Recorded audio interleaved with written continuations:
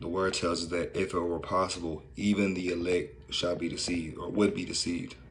And that's in reference to the end times and the deceptions that are coming upon the earth to make people believe something that ain't true, right?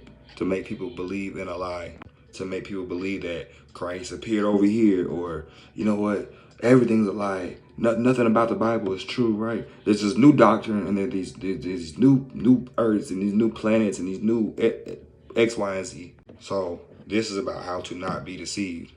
Number one, the first way to not be deceived is to not have an agenda that is selfish, right? Your ego, your image, or what you can gain on an egotistical level.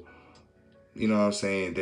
That's the number one thing. Make sure you don't have an agenda. You don't have a selfish ambition, because there's a lot of doctrines out there that will cater to that part of you, and they will sound good, and they'll make you feel like you don't need God. A lot of people go down that route, feel like they don't need God because they don't want to need God, because they don't understand, they don't have enough trust. They don't know how to put their trust in God. So they just go, you know what, let me just find a way to not feel like I need God, because that's easier than trying to put my trust in something that I don't understand. I'm overwhelmed by what I don't understand. That's why people go that route. And they feel like they have things to justify it. They feel like they have unanswered prayers that justifies it. They feel like they have hurt that justifies it. They feel like they can look out in the world and see a bunch of injustice and go, well, God can't be real, because how could he sit by and watch this?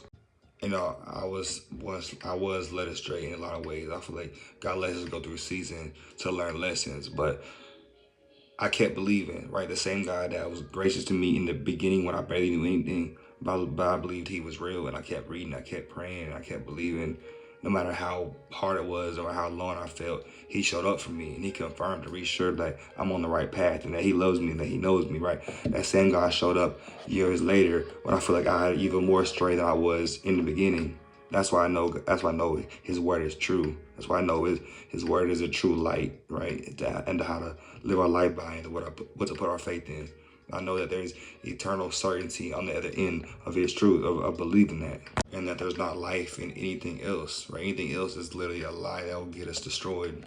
So, right, next on how not to be deceived is you need to believe that God's love for you on a personal level is real. A lot of people, they lost that trust. They had that trust. They thought they knew what it meant.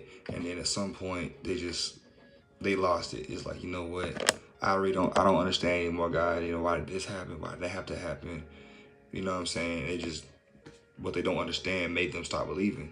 He said, walk by faith, not by sight, right? God will make things clear if you keep believing. Those who endure to the end shall be saved.